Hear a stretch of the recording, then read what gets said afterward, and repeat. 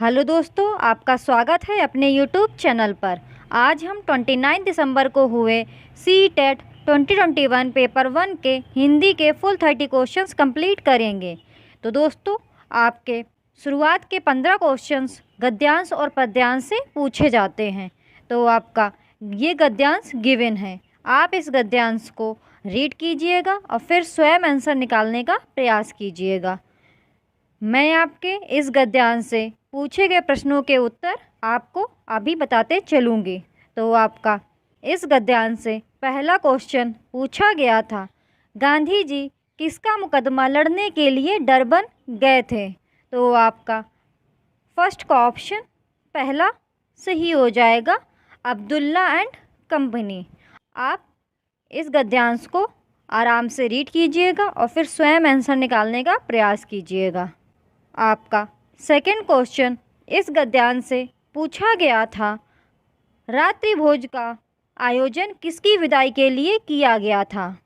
तो आपका सेकंड का ऑप्शन दूसरा सही हो जाएगा, महात्मा गांधी जी। आपका थर्ड क्वेश्चन इस गद्यांश से पूछा गया था, गद्यांश में किस समाचार पत्र का उल्लेख किया गया है। तो आपका थर्ड का ऑप्शन पहला सही हो जाएगा, नेटॉल मरकरी। दोस्तों, अगर आपको ये वीडियोस अच्छे लगे, आप इस YouTube चैनल को विज़िट कीजिएगा। इस YouTube चैनल पर 2021-22 में हुए मैक्सिमम शिफ्टों के सॉल्यूशंस ऑलरेडी प्रोवाइड कर दिए गए हैं। तो आप इस YouTube चैनल को विज़िट करें और सभी शिफ्टों के सॉल्यूशंस देख लीजिए। आपको इस YouTube चैनल पर ऐसे वीडियोस मिलते रहेंगे। और दोस्तों, वीडियो को लाइक ज़रूर कर दिया करें, इससे मुझे भी अच्छा लगता है कि मेरा हार्डवर्क आप लोगों को पसंद आ रहा है। तो प्लीज़ वीडियो लाइक ज़रूर कर दिया करें अगर आपको वीडियोस पसंद आ रहे हैं तो। और अगर आप लोग दोस्तों के साथ शेयर कर दोगे तो मुझे और भी अच्छा लगेगा।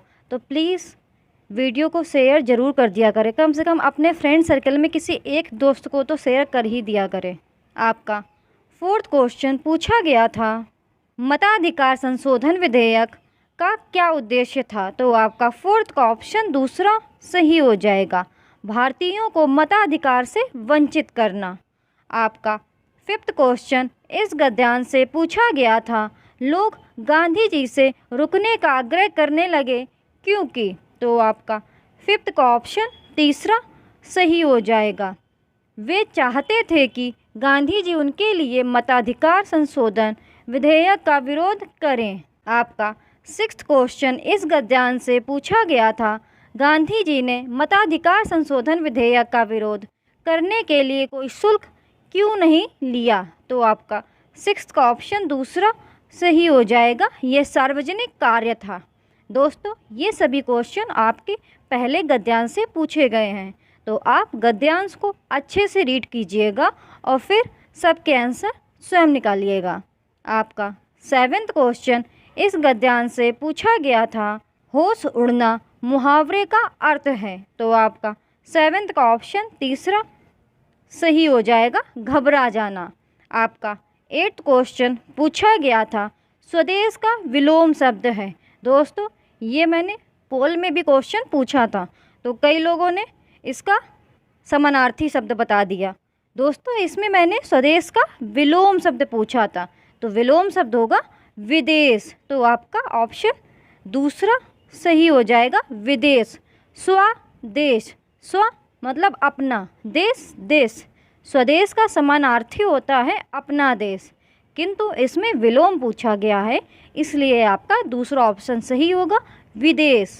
आपका नाइन्थ क्वेश्चन पूछा गया था, भारतीय शब्द में प्रत्यय है। तो आपका नाइन्थ का ऑप्शन तीसरा सही हो जाएगा, ईय प्रत्यय। तो दोस्तों, इधर से आपका अगला पैसेज स्टार्ट हो जाता है। तो आपका ये पद्यांश दिया गया है, तो आप इस पद्यांश को रीड कीजिए और फिर स्वयं आंसर निकालने का प्रयास ज़रूर कीजिएगा। और दोस्तों, आप लोग मुझे कमेंट सेक्शन में ये भी बता दिया करें कि आप लोगों के कितने क्वेश्चन सही निकले, तो मुझे भी अच्छा लगता है। तो आप कि जितने भी क्वेश्चन सही निकला करें आप कमेंट सेक्शन में बताया करें, जिससे आपको ही पता लगेगा कि आज आपकी प्रिपरेशन किधर है और अगले दिन आप कितने स्कोर ज़्यादा करते हैं। तो आपको ही पता लगेगा आज आपने कितना स्कोर किया और अगले दिन आपने कितना स्कोर इंक्रीज़ किया। तो दोस्तों आप लोग कमेंट सेक्शन में ज़रूर बता दिया करें। तो आप इस पैसेज को रीड कीजिए, मैं इसके क्वेश्चंस रीड करूँगी और आपको आंसर्स बताते हुए चलूँगी। तो आपका 10th क्वेश्चन पूछा गया था, कवि का मुख्य भाव है। तो आपका 10th का ऑप्शन पहला सही हो जाएगा, दृढ़ निश्चयात्मकता का। आपका 11th क्वेश्चन पूछा गया था, कवि के अनुसार जीवन में सबसे ज़रूरी बात है। तो आपका 11th का ऑप्शन दूसरा सही हो जाएगा, संभलना। आपका 12th क्वेश्चन इस पद्यांश से पूछा गया था, अंधेरा प्रतीक है। तो आपका 12th का ऑप्शन पहला सही हो जाएगा, कठिनाइयों का। दोस्तों ये सभी क्वेश्चन आपके इसी पद्यांश से पूछे गए हैं। आपका 13th क्वेश्चन इस पद्यांश से पूछा गया था, चिंता शब्द से बनने वाला विशेषण है। तो आपका 13th का ऑप्शन दूसरा सही हो जाएगा, चिंतित। आपका 14th क्वेश्चन इस पद्यांश से पूछा गया था, निम्न में से भिन्न शब्द है। तो आपका 14th का ऑप्शन फोर्थ सही हो जाएगा, गिरना, क्योंकि गिरना एक क्रिया है और बाकी दिए गए ऑप्शन जैसे नर, पुरुष, आत्मा, ये सारे आपके संज्ञा हैं। ये सभी आपके संज्ञा शब्द हैं और गिरना आपका क्रिया है। आपका 15th क्वेश्चन इस पैसेज से पूछा गया था, अंत तक चलने से क्या तात्पर्य है। तो आपका 15th का ऑप्शन पहला सही हो जाएगा, लक्ष्य प्राप्ति तक चलना। तो दोस्तों यहाँ पर आपके गद्यांश और पद्यांश से पूछे गए सारे क्वेश्चंस खत्म हो जाते हैं। अब आपका 16th क्वेश्चन पूछा गया था, क्रेशन के अनुसार डैश व्याख्या करता है कि भाषा अधिगमकर्ता अपने भाषा प्रयोग की शुद्धता का मूल्यांकन कैसे करते हैं। तो आपका 16th का ऑप्शन फोर्थ सही हो जाएगा, मॉनिटर परिकल्पना। आपका 17th क्वेश्चन पूछा गया था, मानस मंथन गतिविधि डैश सहायता करती है। तो आपका 17th का ऑप्शन पहला सही हो जाएगा, रचनात्मक विचारों के सृजन में। दोस्तों अगर आपको ये वीडियोस अच्छे लगें, चैनल को सब्सक्राइब जरूर कीजिएगा। आपको इस यूट्यूब चैनल पर related to teaching exams further भी वीडियोस मिलते रहेंगे। आपका 18th क्वेश्चन पूछा गया था, वह पद्धति जो बोलने तथा कार्य में तालमेल बनाती है क्या कहलाती है। तो आपका 18th का ऑप्शन पहला सही हो जाएगा, समग्र भौतिक प्रतिक्रिया। आपका 19th क्वेश्चन पूछा गया था, कौन सी पद्धति शिक्षार्थी को उनके वाचन कौशल के विकास में सहायता करती है। तो आपका 19th का ऑप्शन तीसरा सही हो जाएगा, संप्रेषणात्मक उपागम। आपका 20th क्वेश्चन पूछा गया था, पठन कौशल में बारीकी से पढ़ना क्या है। तो आपका 20th का ऑप्शन तीसरा सही हो जाएगा, किसी पाठ सामग्री में विशिष्ट तथ्यों या सूचना को ढूंढने के लिए प्रयोग की गई पठन प्रविधि है। आपका 21st क्वेश्चन पूछा गया था, यह अंतर संबंधित और नियम शासित चिन्ह व्यवस्थाओं से बनी है। यह सामाजिक है और अभिव्यक्त करने, खोजबीन करने, अर्थ संप्रेषित करने के संदर्भ में सिर्फ मानव के पास है। यह क्या है। तो आपका 21st का ऑप्शन दूसरा सही हो जाएगा, भाषा। आपका 22nd क्वेश्चन पूछा गया था, उपागम हमें क्या बताती हैं। तो आपका 22nd का ऑप्शन दूसरा सही हो जाएगा, कैसे पढ़ाएं। आपका 23rd क्वेश्चन पूछा गया था, शिक्षण अधिगम प्रक्रिया में आकलन का उद्देश्य क्या है। तो आपका 23rd का ऑप्शन पहला सही हो जाएगा, शिक्षार्थियों को प्रतिपुष्टि उपलब्ध कराना है। आपका 24th क्वेश्चन पूछा गया था, भाषा अर्जन की अवस्थाओं के सही क्रम को चुनिए। तो आपका 24th का ऑप्शन पहला सही हो जाएगा, कूइंग बबलाना, एक शब्द चरण, टेलीग्राफिक भाषण, दो शब्दों की अवस्था और वयस्क वाक्य संरचना। आपका 25th क्वेश्चन पूछा गया था, भाषा शिक्षण की पद्धति जो इस धारणा पर बल देती है कि मौखिक कौशलों के अत्यधिक अभ्यास के द्वारा भाषा के धारा प्रवाह प्रयोग को विकसित किया जा सकता है, इसे क्या कहते हैं। तो आपका 25th का ऑप्शन पहला सही हो जाएगा श्रव्य भाषा विधि।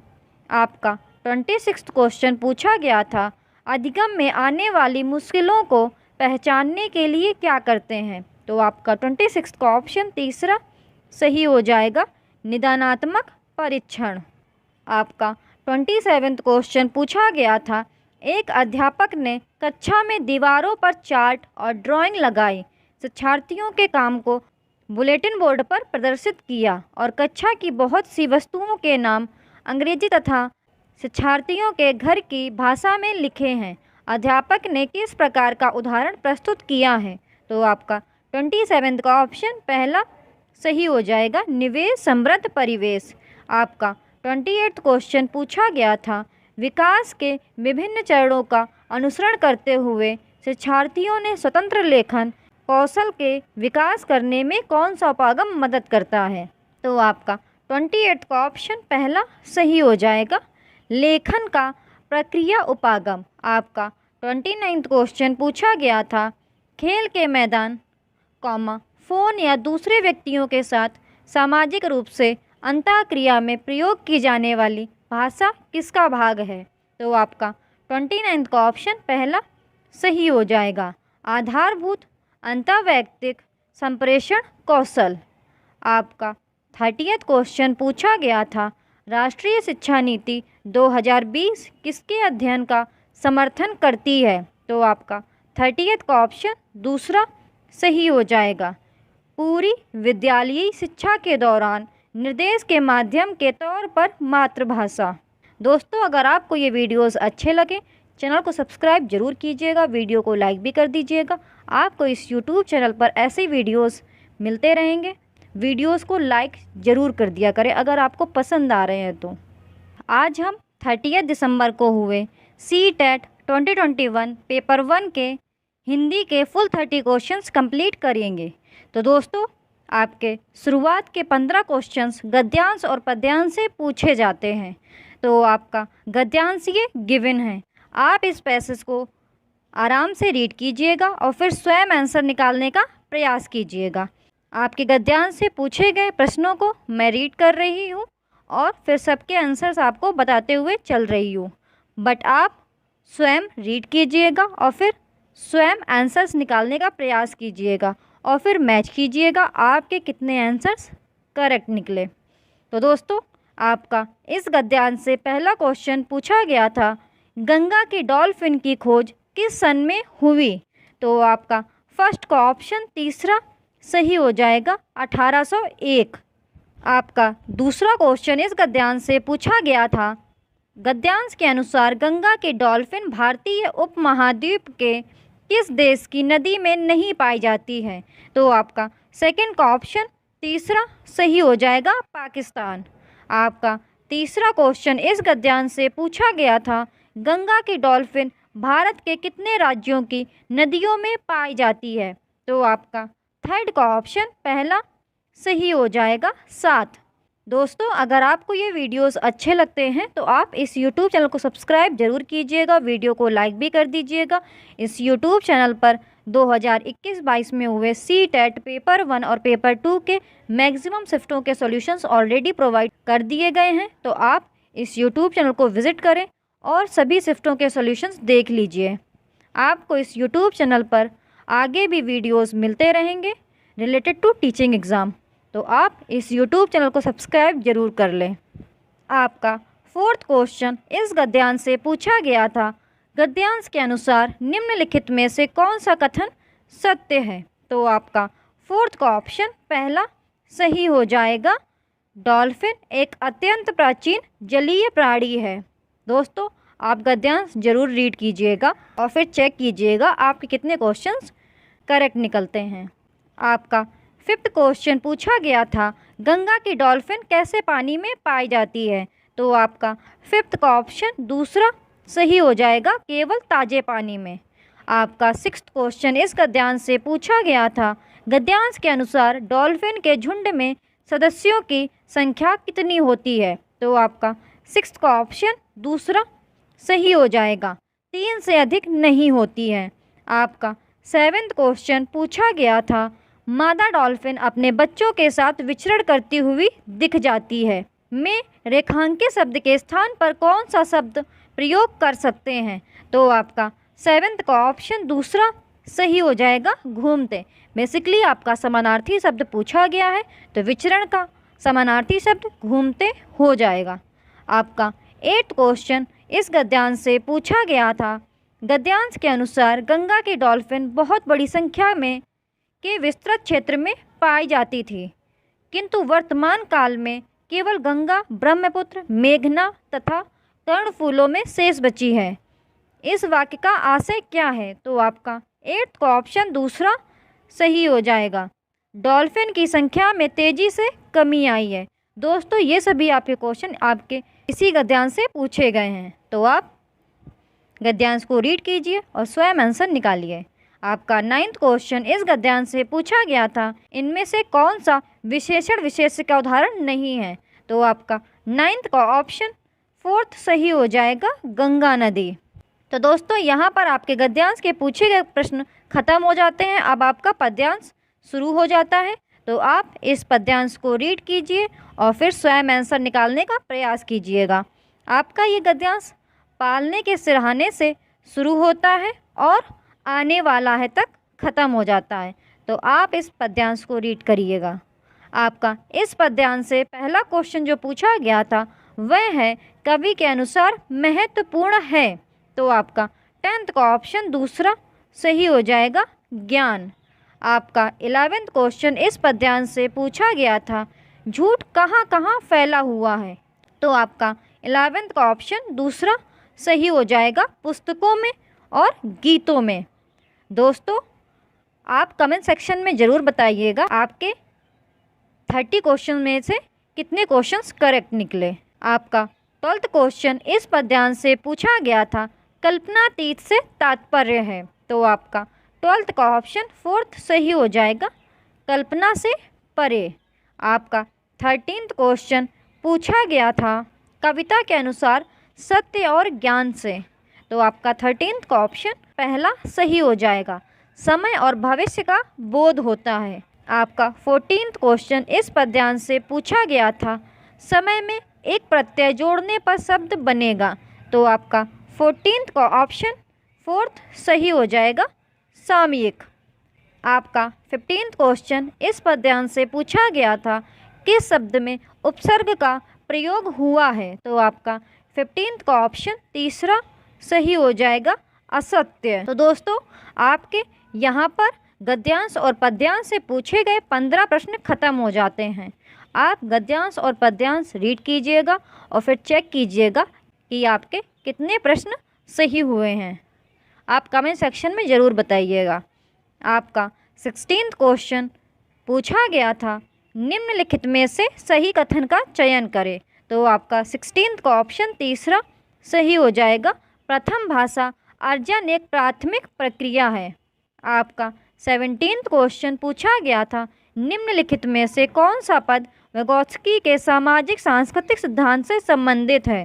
तो आपका 17th का ऑप्शन तीसरा सही हो जाएगा, निकटस्थ विकास का क्षेत्र। आपका 18th क्वेश्चन पूछा गया था, भाषा में ध्वनि की सबसे छोटी सार्थक इकाई कौन सी है? तो आपका 18th का ऑप्शन 4th सही हो जाएगा, स्वानिम। दोस्तों अगर आपको ये वीडियोस अच्छे लगें चैनल को सब्सक्राइब जरूर कीजिएगा, वीडियो को लाइक भी ज़रूर कीजिएगा और कम से कम एक दोस्त को अपने शेयर ज़रूर कीजिएगा। आपको इस यूट्यूब चैनल पर आगे भी ऐसे वीडियोस मिलते रहेंगे।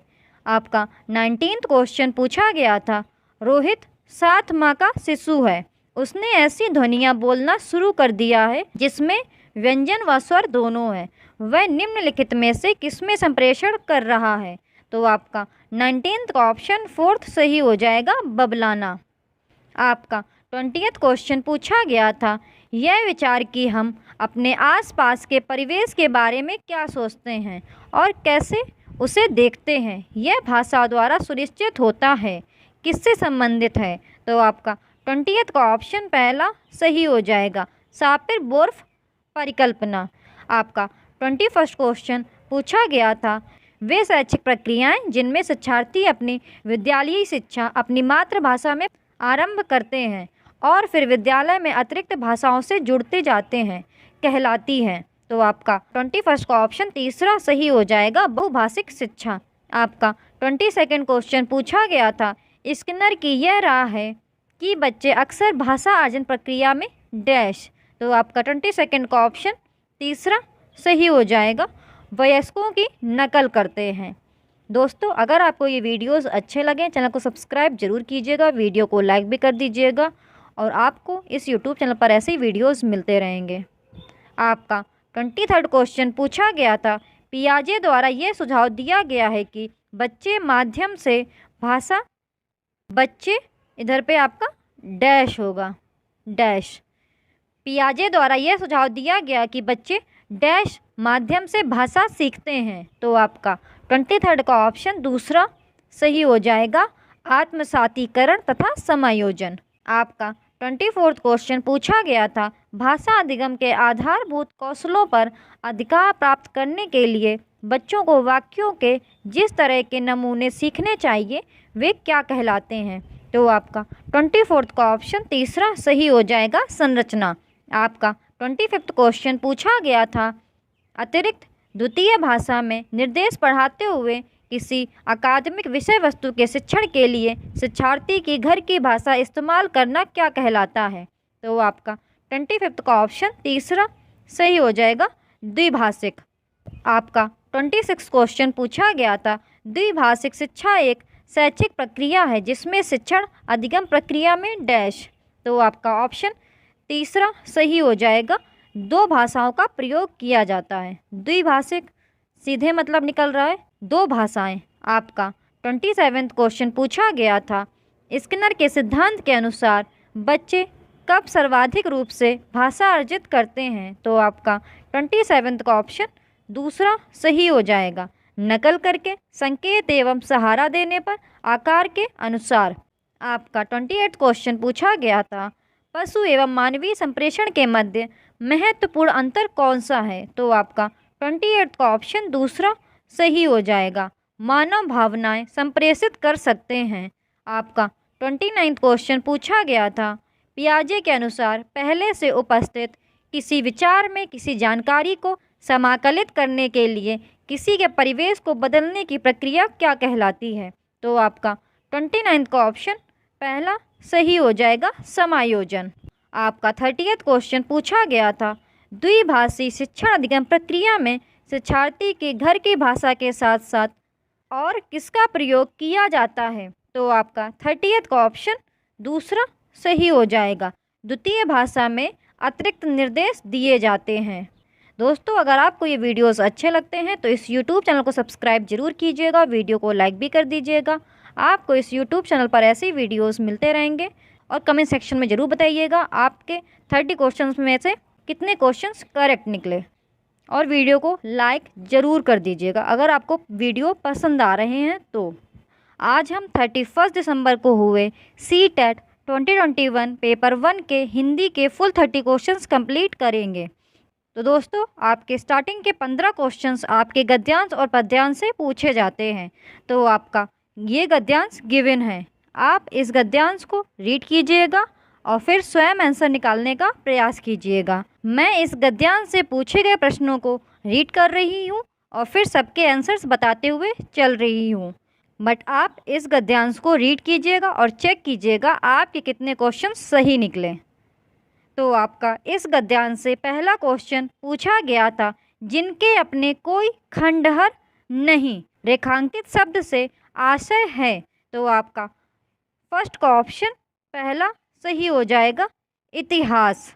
आपका सेकंड क्वेश्चन इस गद्यांश से पूछा गया था, शहर के दूसरे घरों में चला जाता हूँ, दूसरे घरों से लेखक का आशय है। तो आपका सेकंड का ऑप्शन दूसरा सही हो जाएगा, ऐतिहासिक इमारतें। आपका इस गद्यांश से थर्ड क्वेश्चन पूछा गया था, लेखक के अनुसार कौन से शहर दुर्भागे हैं। तो आपका थर्ड का ऑप्शन तीसरा सही हो जाएगा, जिनकी अपनी कोई स्मृतियां नहीं हैं। दोस्तों, अगर आपको ये वीडियोस अच्छे लगें तो इस YouTube चैनल को सब्सक्राइब जरूर कीजिएगा, वीडियो को लाइक भी कर दीजिएगा। आपको इस YouTube चैनल पर ऐसे ही वीडियोस मिलते रहेंगे। इस YouTube चैनल पर 2021-22 में हुए CTET पेपर 1 और पेपर 2 के मैक्सिमम शिफ्टों के सॉल्यूशंस ऑलरेडी प्रोवाइड कर दिए गए हैं। तो आप इस YouTube चैनल को विजिट करें और सभी शिफ्टों के सॉल्यूशंस देख लीजिए। आपका 4th क्वेश्चन इस गद्यांश से पूछा गया था, लेखक के अनुसार नरक की परिभाषा क्या है? तो आपका 4th का ऑप्शन दूसरा सही हो जाएगा, सदैव वर्तमान में रहना। आपका 5th क्वेश्चन इस गद्यांश से पूछा गया था, वर्तमान में रहने से क्या आशय है? तो आपका 5th का ऑप्शन तीसरा सही हो जाएगा, ऐतिहासिकता का अनुभव ना करना। दोस्तों ये सभी क्वेश्चन आपके इसी गद्यांश से पूछे गए हैं। तो आप इस गद्यांश को रीड कीजिएगा और फिर स्वयं आंसर्स निकालिएगा और चेक कीजिएगा कि आपके इस गद्यांश से पूछे गए प्रश्नों में से कितने आंसर्स आपके करेक्ट निकले हैं। आपका 6th क्वेश्चन इस गद्यांश से पूछा गया था, जहां आदमी हमेशा आंखें खोले रहता है, वाक्य के माध्यम से किस ओर संकेत करता है? तो आपका 6 का ऑप्शन तीसरा सही हो जाएगा, रात में भी जगने से। आपका 7th क्वेश्चन इस गद्यांश से पूछा गया था, सही शब्द चुनिए जहां डैश होते ही चमगादड़ आते हैं। तो आपका 7th का ऑप्शन तीसरा सही हो जाएगा, अंधकार। आपका 8th क्वेश्चन पूछा गया था, कौन सा शब्द भिन्न है? तो आपका 8th का ऑप्शन दूसरा सही हो जाएगा, भुजंग, क्योंकि भुजंग आपका विशेष शब्द है और बाकी दिए गए अदर शब्द भयानक, भयंकर और भावुक ये सभी आपके विशेषण शब्द हैं। आपका 9th क्वेश्चन इस गद्यांश से पूछा गया था, वे शहर कितने डैश हैं? वाक्य में रिक्त स्थान के लिए उचित शब्द है। तो आपका 9th का ऑप्शन दूसरा सही हो जाएगा, दुर्भाग्यपूर्ण। तो दोस्तों यहाँ पर आपके गद्यांश से पूछे गए सभी प्रश्न समाप्त हो जाते हैं। अब इधर से आपका पद्यांश शुरू होता है। तो ये आपका पद्यांश गिवन है, आप इस पद्यांश को रीड कीजिएगा और फिर स्वयं आंसर्स निकालने का प्रयास कीजिएगा। मैं इस पद्यांश से पूछे गए प्रश्नों को रीड कर रही हूँ और आपको उनके उत्तर बताते हुए चल रही हूँ, बट आप ज़रूर रीड कीजिएगा और फिर चेक कीजिएगा आपके कितने प्रश्न करेक्ट निकले हैं। आपका इस पद्यांश से पहला क्वेश्चन पूछा गया था, मैं तो तेरे पास में रेखांकित शब्द किसके लिए प्रयुक्त हुआ है? तो आपका 10th का ऑप्शन 4th सही हो जाएगा, ईश्वर। आपका 11th क्वेश्चन इस पद्यांश से पूछा गया था, कवि के अनुसार ईश्वर को धार्मिक स्थलों में नहीं पाया जा सकता है क्योंकि वह निवास करता है। तो आपका 11th का ऑप्शन पहला सही हो जाएगा, प्रत्येक प्राणी में। आपका 12th क्वेश्चन इस पद्यांश से पूछा गया था, कवि के अनुसार ईश्वर तुरंत किसे मिल सकता है? तो आपका 12th का ऑप्शन तीसरा सही हो जाएगा, समर्पित भक्त को। ये सभी क्वेश्चन आपके इसी पद्यांश से पूछे गए हैं। तो आप पद्यांश को रीड कीजिएगा और फिर आंसर्स निकालिएगा। आपका 13th क्वेश्चन इस पद्यांश से पूछा गया था, ढूंढे शब्द हैं। तो आपका 13th का ऑप्शन दूसरा सही हो जाएगा, क्रिया। आपका 14th क्वेश्चन पूछा गया था, सब श्वासों की श्वास में का आशय है। तो आपका 14th का ऑप्शन पहला सही हो जाएगा, ईश्वर सर्वव्यापी है। आपका 15th क्वेश्चन इस पद्यांश से पूछा गया था, कौनों का अर्थ है। तो आपका 15th का ऑप्शन पहला सही हो जाएगा, किसी भी। तो दोस्तों यहाँ पर आपके गद्यांश और पद्यांश से पूछे गए 15 प्रश्न खत्म हो जाते हैं। आप ज़रूर चेक कीजिएगा कि आपके 15 में से कितने क्वेश्चंस करेक्ट निकले। अब आपका 16th क्वेश्चन पूछा गया था, मानव मस्तिष्क में सार्वभौमिक व्याकरण नियमों के एक समूह के रूप में होती है, यह विचार किसने प्रतिपादित किया है। तो आपका 16th का ऑप्शन 4th सही हो जाएगा, नोम चॉम्स्की। आपका 17th क्वेश्चन पूछा गया था, निम्नलिखित में से विकास का निकटस्थ क्षेत्र कहते हैं।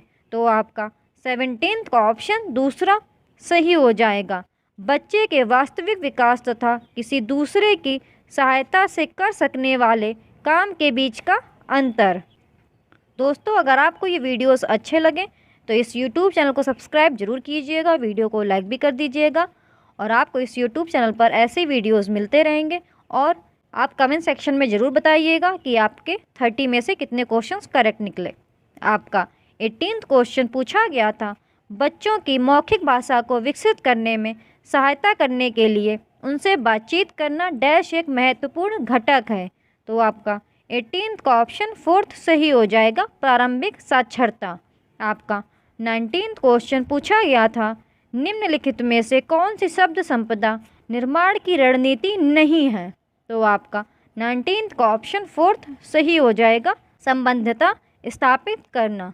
दोस्तों, क्वेश्चन में पूछा गया था शब्द संपदा निर्माण की रणनीति नहीं है, इसलिए आप क्वेश्चन को ध्यान से रीड जरूर कीजिएगा, क्योंकि एक छोटी सी मिस्टेक आपके क्वेश्चंस को रॉन्ग कर देगी।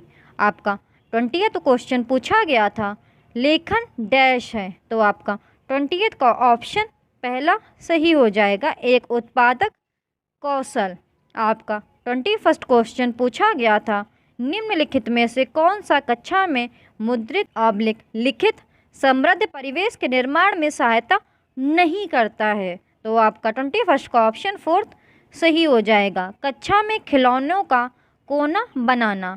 आपका 22nd क्वेश्चन पूछा गया था, भाषा अधिगम में बोधगम्य निवेश का क्या अर्थ है। तो आपका 22nd का ऑप्शन पहला सही हो जाएगा, बच्चों को ऐसे भाषाई अवसर उपलब्ध कराना जो उनकी भाषा से एक स्तर ऊपर है। आपका 23rd क्वेश्चन पूछा गया था, निम्नलिखित कथनों को पढ़िए तथा समग्र भाषा उपागम के संदर्भ में सही को चुनिए। तो आपका 23rd का ऑप्शन दूसरा सही हो जाएगा, ए तथा सी सही है तथा बी गलत है। समग्र भाषा उपागम बच्चों की बनाई वर्तनियों के प्रयोग को प्रोत्साहित करता है। समग्र भाषा उपागम रचनावाद पर आधारित है। तो आपका ऑप्शन दूसरा करेक्ट हो जाएगा, ए तथा सी सही है तथा बी गलत है। आपका 24th क्वेश्चन पूछा गया था, एक पठन सामग्री को बारीकी से पढ़ने का क्या अर्थ है। तो आपका 24th का ऑप्शन तीसरा सही हो जाएगा, विशिष्ट सूचना ढूंढना। आपका 25th क्वेश्चन पूछा गया था, निम्नलिखित में से कौन सा शिक्षार्थियों की उच्चारण तथा शब्द संपदा निर्माण में सहायता करता है। तो आपका 25th का ऑप्शन दूसरा सही हो जाएगा, शिक्षार्थियों के लिए शाश्वत वाचन। दोस्तों, आपको वीडियोस अच्छे लगे चैनल को सब्सक्राइब जरूर कीजिएगा और कम से कम एक दोस्त के साथ शेयर जरूर कीजिएगा। आपको इस YouTube चैनल पर ऐसी वीडियोस मिलते रहेंगे। आपका 26th क्वेश्चन पूछा गया था, किसके द्वारा प्रस्तावित किया गया कि बच्चे भाषा सीखने के लिए अनुकूलन तथा समायोजन का प्रयोग करते हैं। आपका 26th का ऑप्शन तीसरा सही हो जाएगा, जीन पियाजे।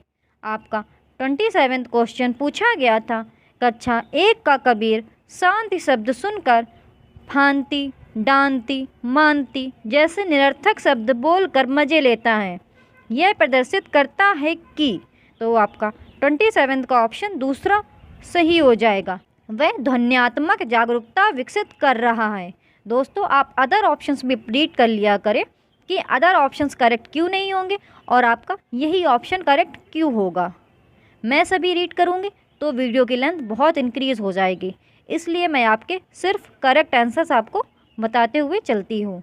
आपका 28th क्वेश्चन पूछा गया था, कक्षा में दिए गए कार्य के रूप में कक्षा तीसरी का गीत कुछ व्याकरणिक त्रुटियों के साथ वाक्य लिखता है, निम्नलिखित में से कौन सी प्रक्रिया शिक्षक के द्वारा प्रयोग की जा सकती है। तो आपका 28th का ऑप्शन तीसरा सही हो जाएगा, गलतियों को रेखांकित करना, गलती की प्रकृति लिखकर शिक्षार्थियों को उन्हें सुधारने के लिए कहना। आपका 29th क्वेश्चन पूछा गया था, माध्यम की भाषा में निपुणता विकसित करने के लिए घर की भाषा का प्रयोग कर सकता है। तो आपका 29 का ऑप्शन तीसरा सही हो जाएगा, एक प्रभावकारी रणनीति सिद्ध हो सकता है। आपका 30th क्वेश्चन पूछा गया था, भाषा का व्याकरण कब सबसे अच्छा सीखा जा सकता है? तो आपका 30th का ऑप्शन पहला सही हो जाएगा, पठन सामग्री तथा संरचनाओं की पहचान को एकीकृत करके। दोस्तों आप कमेंट सेक्शन में ज़रूर बताइएगा आपके 30 में से कितने क्वेश्चंस करेक्ट निकले।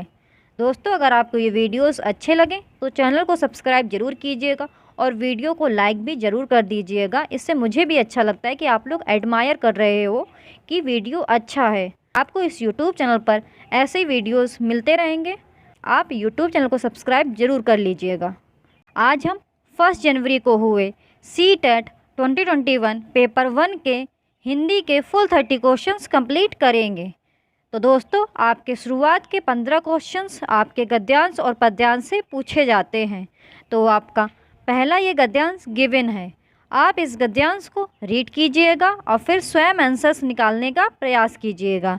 मैं इस गद्यांश से पूछे गए प्रश्नों को रीड कर रही हूँ और उनके आंसर्स आपको बताते हुए चल रही हूँ। तो इस गद्यांश से पहला क्वेश्चन जो पूछा गया था वह है, शून्य के बारे में कौन सा वाक्य सही है? तो आपका फर्स्ट का ऑप्शन दूसरा सही हो जाएगा, शून्य मानव जनित आविष्कार है। आपका सेकंड क्वेश्चन इस गद्यांश से पूछा गया था, संख्याओं के संदर्भ में कौन सी अवधारणा समझानी सबसे कठिन है? तो आपका सेकंड का ऑप्शन तीसरा सही हो जाएगा, शून्य 1 से छोटा है। आपका थर्ड क्वेश्चन इस गद्यांश से पूछा गया था, विश्व में किसने पहल शून्य को संख्या के रूप में मान्यता दी? तो आपका थर्ड का ऑप्शन तीसरा सही हो जाएगा, भारत। दोस्तों अगर आपको ये वीडियोस अच्छे लगें चैनल को सब्सक्राइब जरूर कीजिएगा, वीडियो को लाइक भी कर दीजिएगा। आपको इस यूट्यूब चैनल पर 2021-22 में हुए CTET के मैक्सिमम शिफ्टों के सॉल्यूशंस ऑलरेडी प्रोवाइड कर दिए गए हैं। तो आप चैनल को विजिट करें और सभी शिफ्टों के सॉल्यूशंस देख लीजिए। आपका फोर्थ क्वेश्चन इस गद्यांश से पूछा गया था, शून्य एक ही समय में एक अमूर्त विचार और एक वास्तविकता है, यह आशय है। तो आपका फोर्थ का ऑप्शन पहला सही हो जाएगा, यह दिखाई नहीं देता है परंतु इसका अस्तित्व है। आपका फिफ्थ क्वेश्चन इस गद्यांश से पूछा गया था, शून्य की अवधारणा आने पर भी मनुष्य ने इसे बहुत समय तक संख्या क्यों नहीं समझा होगा? तो आपका फिफ्थ का ऑप्शन पहला सही हो जाएगा, मूर्त चीज़ों से शून्य की संबंधता ना होना। दोस्तों ये सभी क्वेश्चन आपके इसी गद्यांश से पूछे गए हैं। तो आप इस गद्यांश को रीड कीजिएगा और चेक कीजिएगा कि आपके कितने क्वेश्चंस करेक्ट निकले। तो आप इस गद्यांश को ज़रूर रीड कीजिएगा। आपका सिक्स्थ क्वेश्चन इस गद्यांश से पूछा गया था, किस शब्द में अव उपसर्ग का प्रयोग नहीं हुआ है? तो आपका सिक्स्थ का ऑप्शन दूसरा सही हो जाएगा, अवधि। आपका सेवेंथ क्वेश्चन इस गद्यांश से पूछा गया था, इतिहास में किस प्रत्यय का प्रयोग किया जा सकता है? तो आपका सेवेंथ का ऑप्शन दूसरा सही हो जाएगा, एक प्रत्यय। आपका एट्थ क्वेश्चन पूछा गया था, वैज्ञानिक में मूल शब्द है। तो आपका एट्थ का ऑप्शन तीसरा सही हो जाएगा, ज्ञान। इसको आप अलग अलग तोड़ेंगे तो आपका ये आएगा V प्लस ज्ञान प्लस एक। तो इस तरह आपका वैज्ञानिक का मूल शब्द जो होगा वो होगा आपका ज्ञान। आपका नाइन्थ क्वेश्चन पूछा गया था, स्वतंत्र का संधि विच्छेद है। तो आपका नाइन्थ का ऑप्शन पहला सही हो जाएगा, स्व प्लस तंत्र। तो दोस्तों आपके इधर पे गद्यांश और पद्यांश से पूछे गए सारे प्रश्न खत्म हो जाते हैं। तो आप इस गद्यांश को रीड कीजिएगा और फिर चेक कीजिएगा कि आपके कितने आंसर्स करेक्ट निकले। अब आपका पद्यांश शुरू हो जाता है। तो आपका ये पद्यांश गिवन है, आप इस पद्यांश को आराम से रीड कीजिए और फिर स्वयं आंसर्स निकालने का प्रयास कीजिए। मैं इस पद्यांश से पूछे गए प्रश्नों को पढ़ रही हूँ और आपको सभी के आंसर्स बताते हुए चल रही हूँ। तो आपका इस पद्यांश से जो पहला क्वेश्चन पूछा गया था वह है, इस पद्यांश में मुख्यतः किसकी बात की गई है? तो आपका 10th का ऑप्शन तीसरा सही हो जाएगा धरती की। आपका 11th क्वेश्चन इस पद्यांश से पूछा गया था, धरती पर आने वाले संकटों के लिए उपयुक्त शब्द नहीं है, तो आपका 11th का ऑप्शन 4th सही हो जाएगा सिंधु। आपका 12th क्वेश्चन इस पद्यांश से पूछा गया था, धरती को कौन डुबोना चाहता है, तो आपका 12th का ऑप्शन पहला सही हो जाएगा अत्यधिक वृष्टि। दोस्तों ये सभी क्वेश्चन आपके इसी पद्यांश से पूछे गए हैं, तो आप पद्यांश को रीड कीजिएगा और फिर बताइएगा आपके कितने आंसर्स करेक्ट निकले हैं।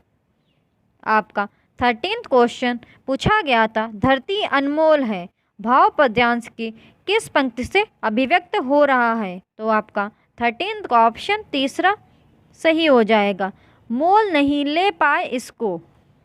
आपका 14th क्वेश्चन पूछा गया था, सिंधु का पर्यायवाची शब्द नहीं है, तो आपका 14th का ऑप्शन 4th सही हो जाएगा जलद।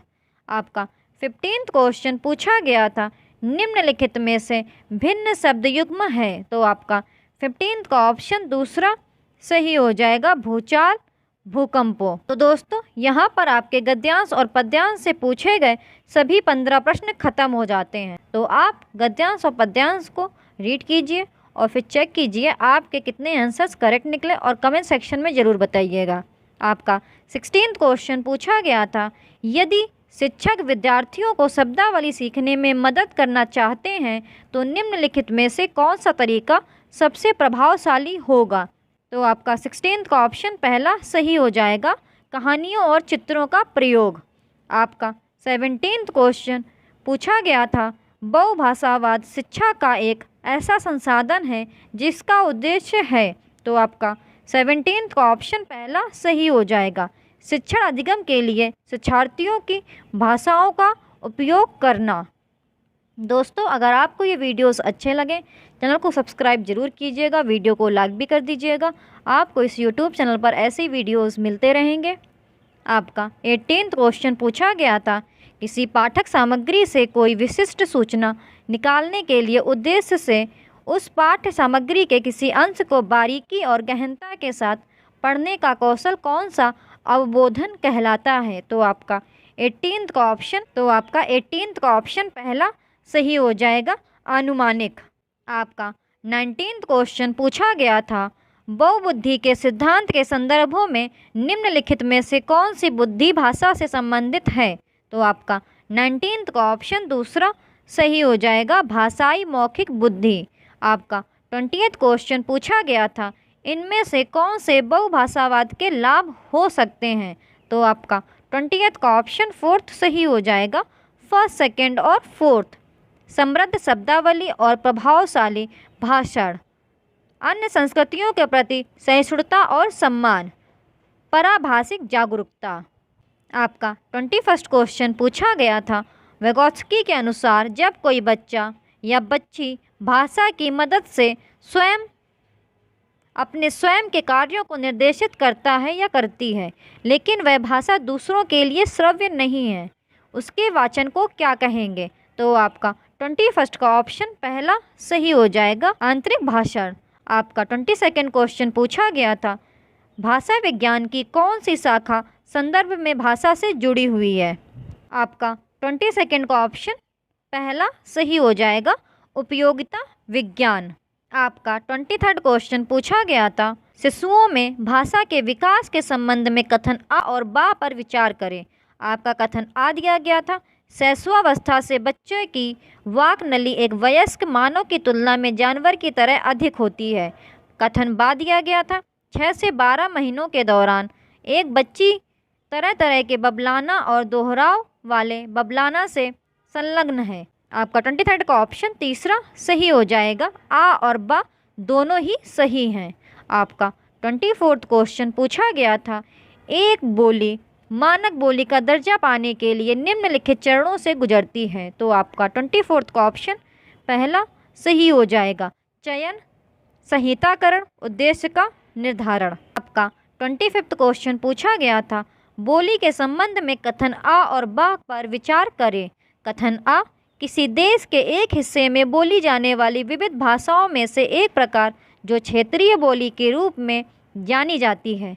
कथन बा एक समान शैक्षिक पृष्ठभूमि वाले लोगों द्वारा विविध प्रकार की उपयोग की जाने वाली भाषा में से एक प्रकार की बोली के रूप में जानी जाती है। तो आपका 25 का ऑप्शन पहला सही हो जाएगा।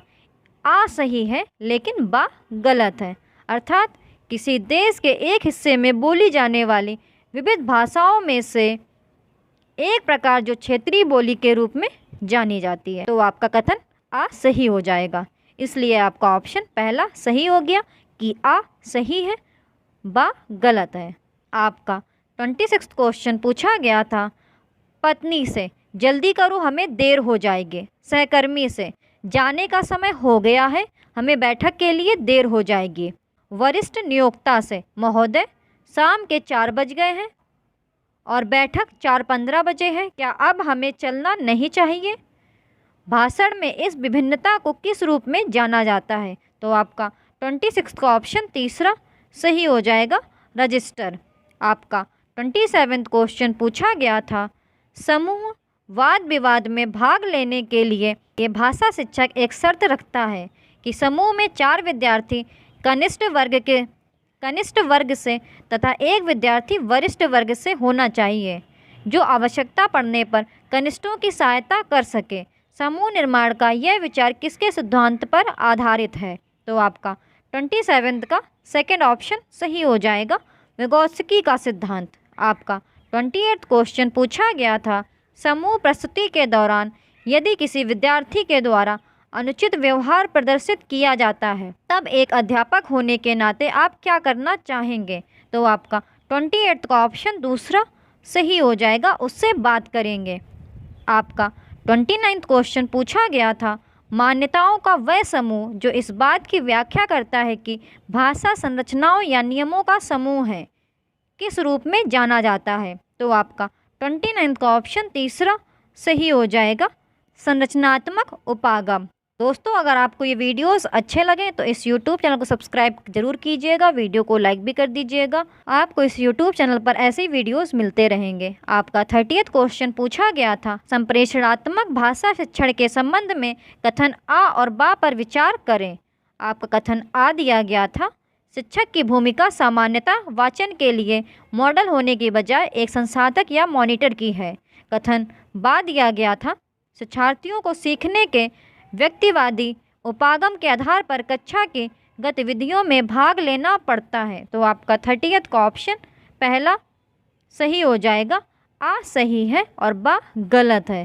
दोस्तों, अगर आपको ये वीडियोस अच्छे लगें चैनल को सब्सक्राइब जरूर कीजिएगा, वीडियो को लाइक भी कर दीजिएगा। आपको इस YouTube चैनल पर ऐसी वीडियोस मिलते रहेंगे और कमेंट सेक्शन में ज़रूर बताइएगा कि आपके 30 में से कितने क्वेश्चंस करेक्ट निकले। और वीडियो अच्छा लगे तो लाइक ज़रूर कर दीजिएगा, इससे मुझे भी अच्छा लगेगा कि आप मेरे वर्क को एडमायर कर रहे हो। तो please subscribe YouTube channel and video को लाइक भी कर दीजिएगा। Thank you for watching the videos. आपको ऐसे ही वीडियोज़ मिलते रहेंगे।